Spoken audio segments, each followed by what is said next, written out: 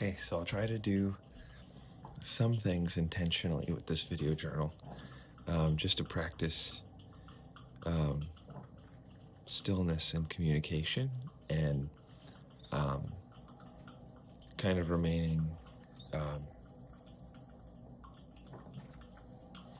maybe harmonized inside while still allowing there to be the priority that I like.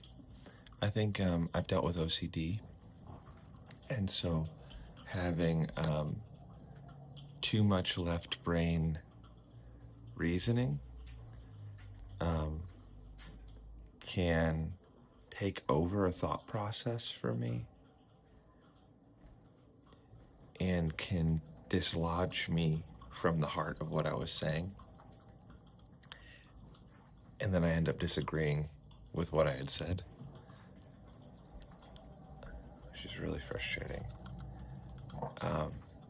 But on the flip side, I have noticed sometimes remaining connected to what I was saying at the cost of having left brain structure and consideration has caused me to be a little bit of an erratic communicator. And if you're able to learn from erratic communicators, you might actually get something from me, but it probably would be hard. You might actually understand deeply what I'm trying to say and even have a value for it, but that may not have been a very pleasant process. And you might have detected a lot of urgency and burden inside of me while I was doing it. And I just want to thank the Lord for those in my life who have been so patient with me to actually do that. Julia being one of those, Ben being one of those, every one of my family members, Dick, all my best friends. Man, Lord, thank you for surrounding me with people who are so gracious to me. But I would like to grow in a more intentional pace of remaining connected to what I intend to say, while also being courteous to engage my left hemisphere to kind of do some quality assurance on the structure that I'm building. And so I'm doing that now as I begin this, and so this will be a good opportunity to practice that, I hope. And I also notice the more I just am at ease, that happens more instinctively. The more, I remember that what my purpose is a lover, not a doer, and that lovers get more done than doers. That helps a lot. So, yeah. So the thing I wanted to talk about was intuitive learning. Maybe not exactly intuitive learning. Maybe empathetic learning is a good way to put it. Jesus said, "The one who has will be given more." And so I've talked on lots of different occasions about trying to find the has, or obtaining a has, or being in a position of a listening heart to get the has so that you can be given more. And there's a couple interesting things about this kind of empathetic learning style. There's a downfall, which is projecting, right? Basically, if you are empathetically learning from someone, which means that you're putting yourself in their shoes, or at least taking an experience that you had, or a connection with how things work, that like you have developed a connection in how things work, a conviction of how stuff functions inside of reality. Like you have that, and you start thinking that maybe this person is doing and thinking the same way as you. It can begin to take you into in an internal arena where a lot more is being communicated than what is being communicated. And when this happens, we use things like, you know, I'm picking up what you're laying down. I'm catching on to your drift. Um, I'm tracking, you know.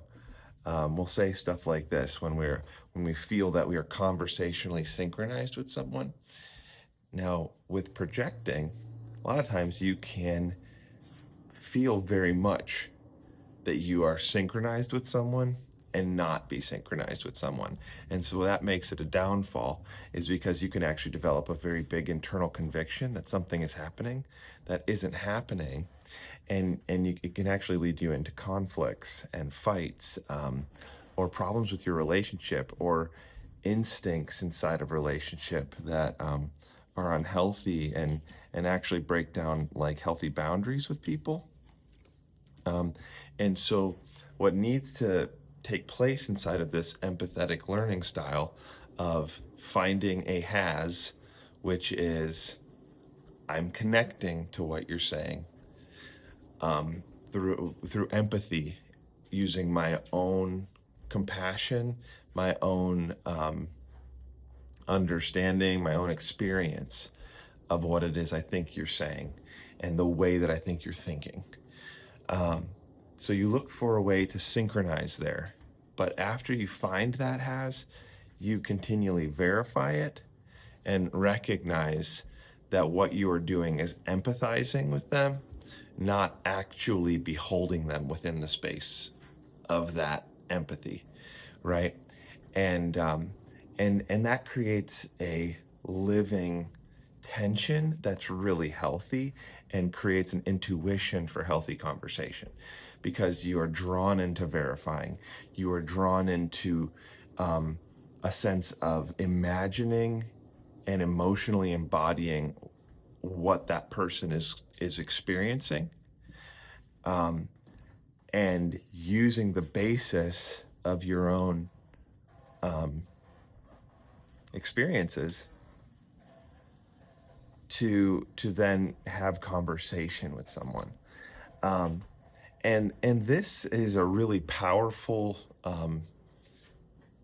thing to recognize right here, the difference between intellectual exchange and empathetic exchange.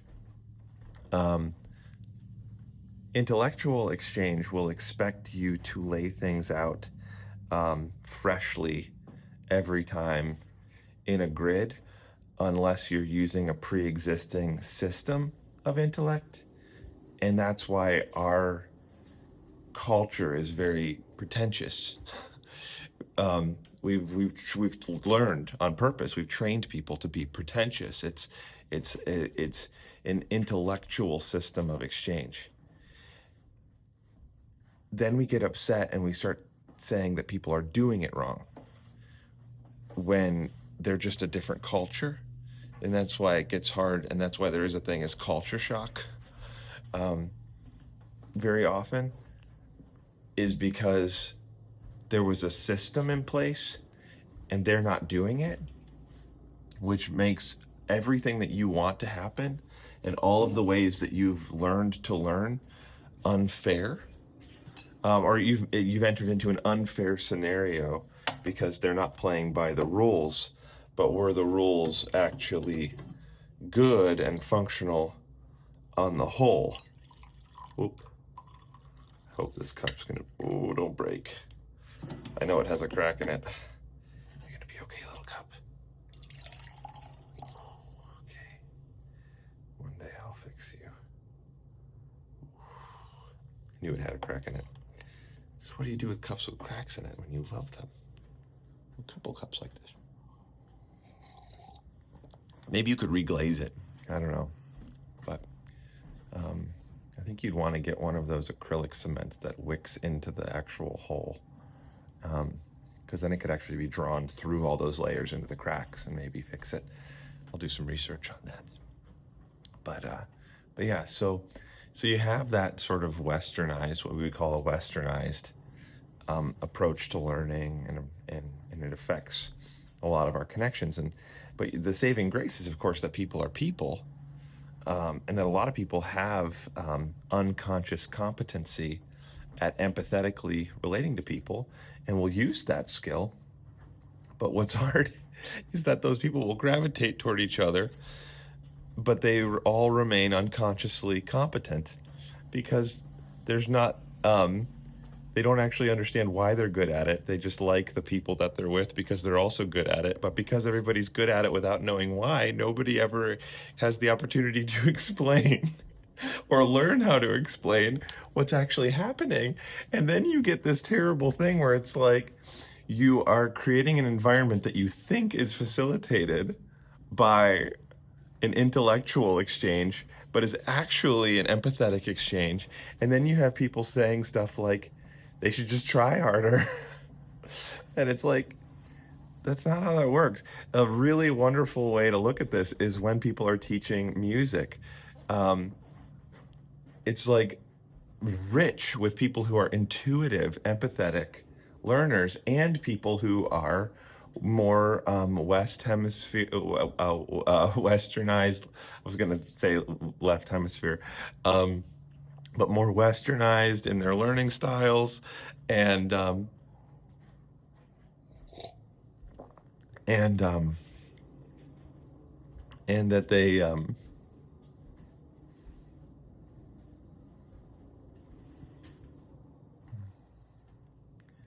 there became a little bit of something there, but yeah, people who are maybe more Westernized in their learning style, um, and will learn music based off of like music theory, and they can become a very good practical musician because they learned that way. And there's a whole school of thought of excellent musicians who teach that way, and so if they were to admire someone, they might be drawn into that conversation, yet that conversation may still be rich with people who are just brilliant in multiple ways, but maybe not completely conscious of why or able to really communicate the difference. And so that's just normal. That's just normal. But we need to maybe grow in this intentional empathetic learning. But in order to do it, you have to leave behind a part of the culture of this intellectual learning that is very common inside of intellectual learning, which is the right way, the wrong way, my way, um, you know, figuring out which is right immediately, um, because there's not that deterministic reference. You because there's so much dissonance in the precedent that you've set with your own emotional engagement, understanding you could be projecting and getting the whole thing wrong. And if you really were real with yourself, you'd understand that, of course, this person's experiences with life are different than mine.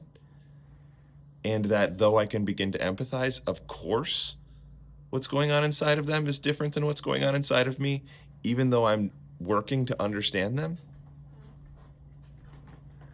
Um, you have to realize that you can't have this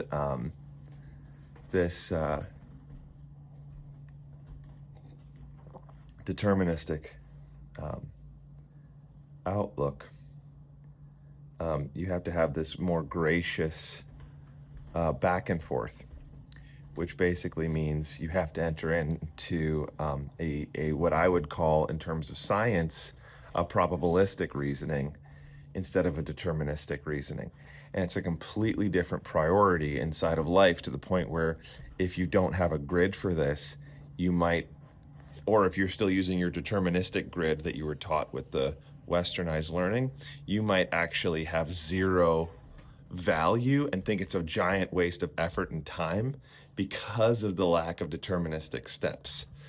And so you have to begin to appreciate the value of empathy, the value of putting yourself in somebody else's shoes, even if you will never fully be wearing their shoes actually.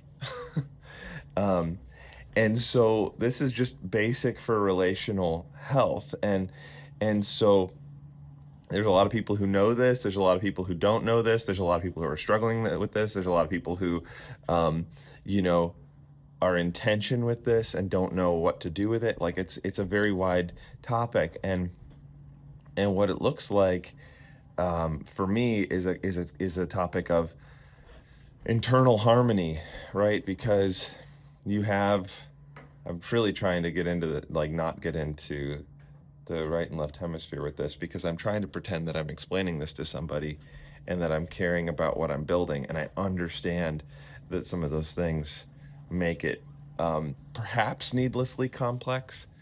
And so that's kind of what happens to me, is that um, this is what I'm practicing right now. I wanted to talk about the value of empathetic learning. I wanted to talk about the one who has will be given more. I wanted to talk about um, looking for that, but also how you operate differently inside of that space with probabilistic versus deterministic, and how that sometimes looks like um, having a lot of grace and desire to understand that you are bringing to the table as a choice, and that you're not putting it on the other person to deterministically communicate to you their inner world, but that there becomes a responsibility in the learner to actually empathize intentionally and to understand what they don't understand and to ask questions. And so really what spurred this off was to be a good learner, right? That's the whole thing that I'm trying to communicate. But what takes place right now, and the pitfall I almost just fell into, was working 100% through it with the left hemisphere's priority, which causes me to perhaps do justice to the original thing that I wanted to communicate, in terms of logic, in terms of, you could take this into somebody's left hemisphere thing, and if they really wanted to study it out, they could. But what I found is that it gets too crazy for it to really be practical. And it's like a skill. Like, I've been developing that skill, and it's been out of a desire for inner harmony, because I've dealt so much with OCD. I've dealt so much with needing to have, basically having my, and here I go. Ah.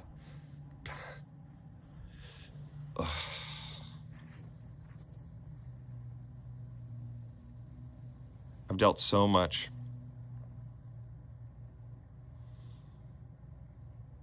with needing things to be able to be presented in a Western culture's intellectual world,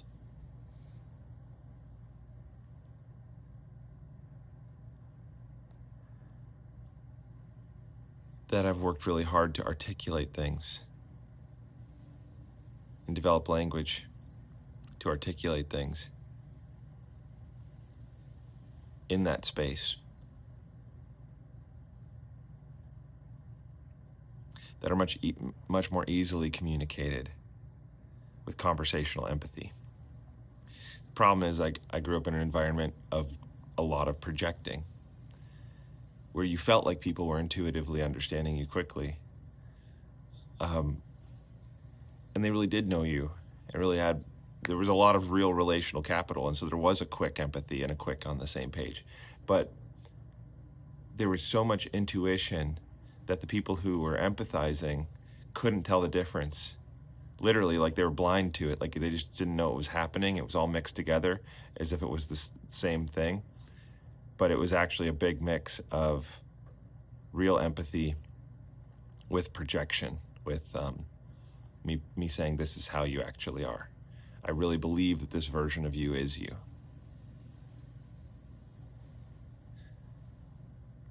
And so it was really easy to communicate about really important topics in that culture. And so we grew a lot, because even though there was the flaw brought about by projecting, there was still real love and desire to love and know one another, and that we were so eruptive in conflict that when we were misunderstood by someone, we would fight like tooth and nail for the person who is projecting at us. Well, they were also, triggered and perceiving a massive threat taking place and didn't understand how they, might have been facilitating a war, right? And how each person would be facilitating a war. And so I grew up in war. I mean, an emotional war, which is an unusual kind of war, right? At least for the modern day. A lot of times a culture of war gets oversimplified, and war will destroy an empathetic culture with fear inside of projecting, and it'll create this westernized thing, and I think that's a lot of what World War II has done to our country. We have to remember our country's not that old. We're only like 300 years old, and that like 100 years ago, you know, if you were to oversimplify the whole thing and say like the first 100 years was people just kind of getting anything going, and then the next 100 years was actually developing back and forth with each other and starting to build. Well, then this last 100 years, this last of those 100 years really seems more like everybody getting things going, but in the context of maybe that war priority of militantly simplifying things. And we've had a lot of war in this country, in our 300 years. We had the Civil War, and then we have, all these different world wars that took place, and then we have, of course, World War II, and where a lot of men came back broken, emotionally crushed, and became emotionally unavailable to their kids, and it was because of the nature of that war was horrible.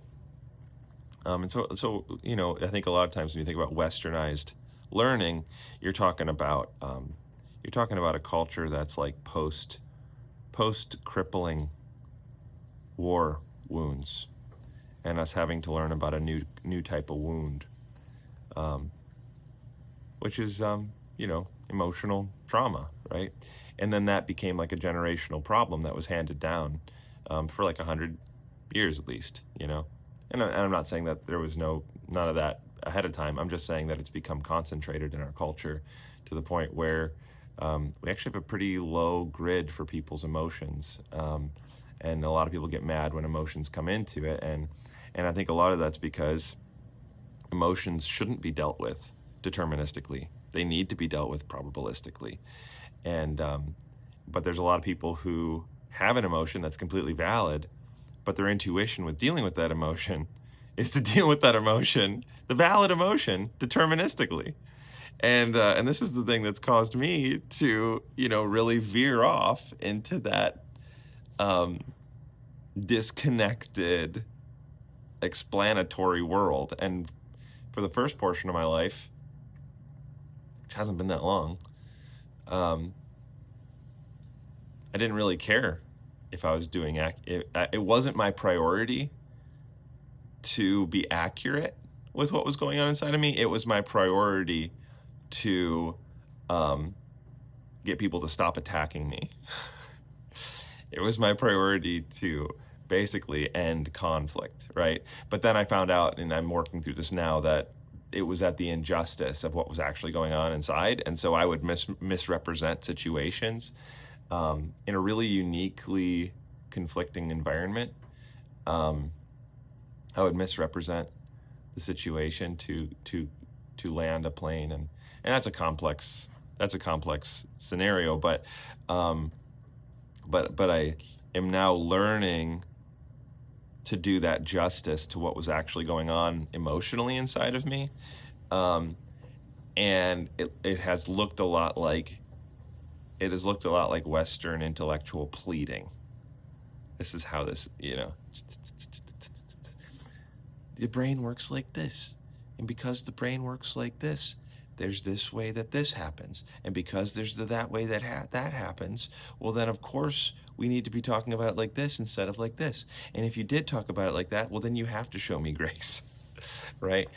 And it's like, why are you defending yourself right now? Like, and it's because there's a perceived threat, and that's the whole other element of trauma triggers and amygdala stuff, and really actually thinking that the person you're with is attacking you. So yeah, so the main thing that I was wanting to bring out inside of this was just how important it is to empathize with what somebody's saying, even if you will never fully grasp it. But when it comes to music, you can do this thing where you can actually learn the instrument. And you're going to learn it differently, which is really actually very fun, because the differences inside of you versus the differences inside of them, that doesn't create a problem necessarily. Might, but it doesn't have to. It can create art. It can create one focal point of inspiration, right? Like the same tree, and two different artists creating two completely different expressions about that tree. Could look like two different painting styles. One person did the realism, another person did abstract. One person tried to really capture the moment as it was. Another person tried to capture the emotion of the moment, right, in an abstract form.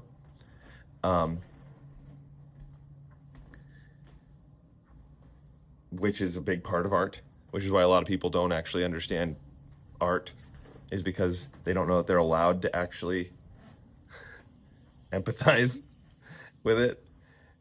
But sometimes people have an emotional response empathizing with something on accident because they didn't know what was happening, and they're like, why is this affecting me?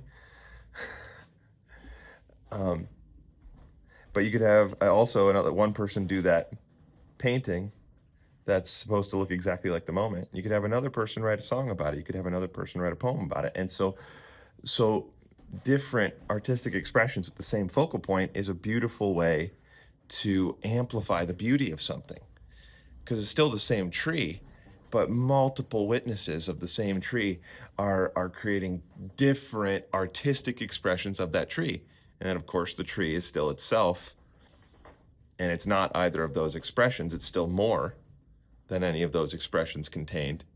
But the witness and the expression amplified the beauty of it, and actually can start the fire of more people being inspired about that thing. There's a has. Somebody's inspired about the tree. All of a sudden somebody looks at a weird abstract painting that looks like some willow branches blowing in the wind, but only in terms of maybe the arc they left behind or whatever. And the colors and maybe like some cooler colors and stuff to convey the rain or whatever, like in the coldness of that moment or whatever. But it caught somebody, and it woke up their empathy, woke up their emotional connection with that, and all of a sudden they're witnessing something else on that, what you would call maybe a tangent, but it's not a tangent at that point. I think of it as manifold witness. It's this eruptive flame of inspiration. It's very exciting, and you can see it in cultures in pockets, and you can see it in days in pockets. It's what good speakers and orators try to do, is to create, like, it's what a pep talk is, it's bringing unity in spirit gathered around a focal point of beauty. It's really, really this thing inside of humanity that is marvelous, and that we've set aside as like a sometimes thing that happens, and it fits into like sports movies and like that, or like the dugout scene where like they do the pep talk, or the football when they're in the locker room, and the guy really does the good speech, and everybody's like, but that's awesome, but it's not like a side topic, It's a culminating moment of unity. It's a culminating moment of a million different lives and a million different stories harmonizing at one focal point. Like, the day may come where the courage of men fails, but today is not that day. Like, like that scene with Aragorn in The Lord of the Rings is not like a side topic. It's not like just like a moment that happened in all those storylines, like it is, but it's actually more unifying to the entire story of mankind throughout all of Tolkien's books than any other moment. It's a moment of mass expression of manifold witness. And it's the passion of all of those people and all of those storylines harmonizing, at least at this focal point of life, of continuing life. And it's a simple thing to agree over. They don't want to be like enslaved or eradicated by, Mordor, but it's a great place to find agreement and harmony. But it's not the only place. There's many more places where we can find harmony with each other, and having this kind of emotional connection really puts us into a position of doing that on purpose. And then the topic of learning music is that I might learn some arpeggios. I might learn some relationships and cages and structures, but the whole time, what I'm doing is I'm learning with my emotional brain, my emotional feature. I'm empathizing with the sounds. And what I'm doing is I'm connecting those empathetic moments to places, those little notes on the guitar, with feelings that I've felt in my own life and how I've experienced the rise and fall of hardship paying off. Or I've experienced being so in the midst of a fight that I got exhausted, and that to actually stop fighting and to release and to surrender was absolutely pivotal in how that story played out. And I have these experiences, and how it actually that became like the hinge moment that changed the way everything was operating, that moment of release. And so I can feel my own story inside of the notes, and I can play the notes like an allegory of my actual life and experiences. And what happens? I created an artistic expression that was empathetically conveying a story about my life without words. And somebody else could view that same pattern empathetically, not even understand why.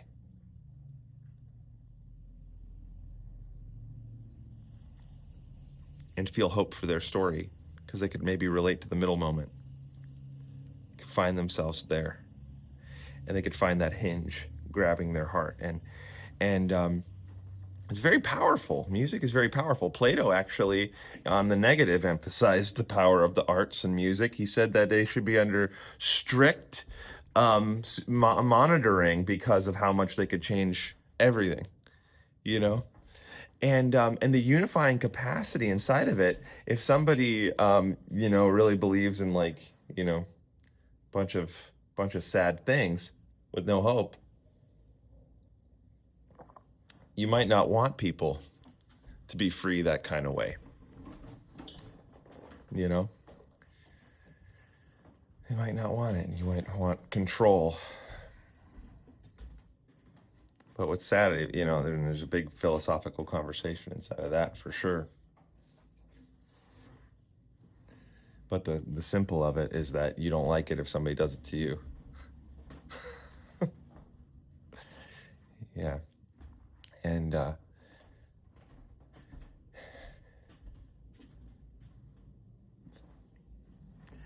so empathetic learning is really real. And as we grow in it, we can actually teach that part of us that wants to know it intellectually to engage with it probabilistically.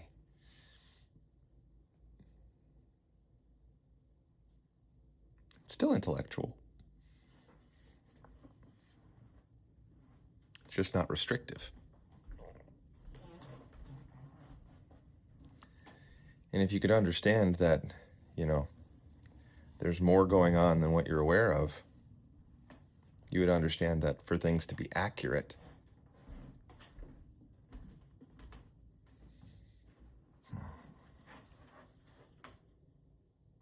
they have to be released from our oversimplifications.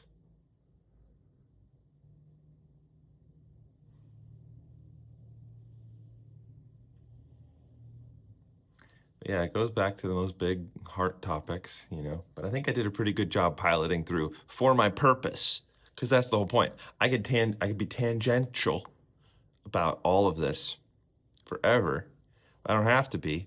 I actually had a reason I wanted to do this video journal, and I actually did it, and it actually took this amount of time, and that's fine. And it was good that it did. And whether or not it's like, useful as a video, it's also absolutely useful to me because this is about inner harmony for me. First, it is because even if the purpose of this video was to communicate something, and if the purpose of this video was to practice better communication, that doesn't matter if I'm not harmonized inside. That's the thesis statement of this whole thing, is that the OCD competing with the actual internal engagement with why I wanted to talk about something, and then it getting swept away by a deterministic OCD, whatever, it does injustice to what I wanted to communicate in the first place. And within myself, I haven't achieved the reason I opened my mouth.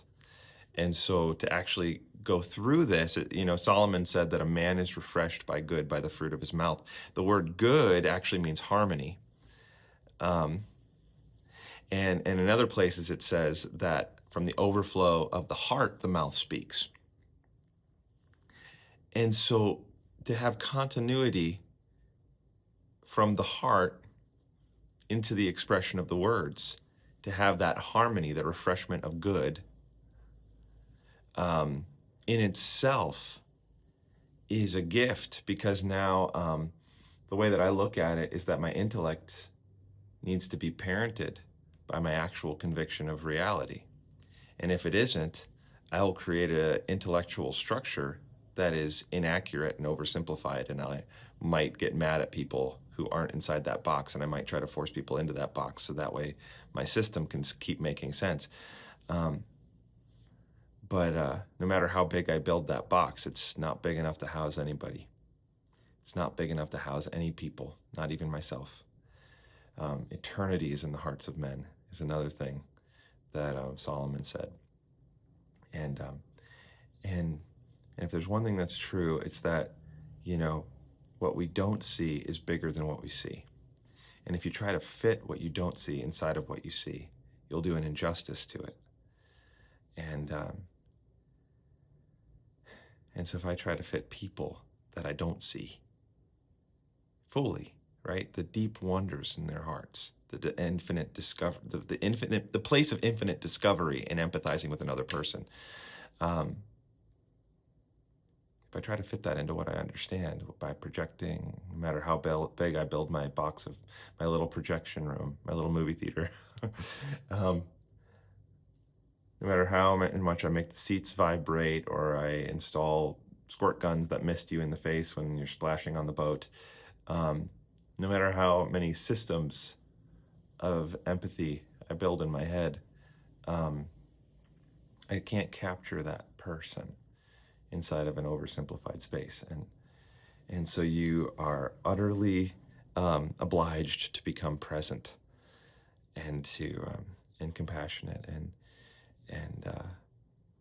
if you want to actually be righteous.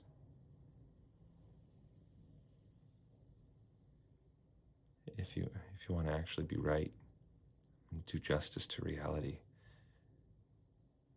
and not just self-soothe with oversimplifications that don't satisfy. A man is refreshed by good, harmony, by the fruit of his mouth, and it's from the heart that the mouth speaks. And so this was good for me, period. And I think it'll be good for my relationships too, that I'm practicing even in quiet, not just doing technical justice to what I wanted to say.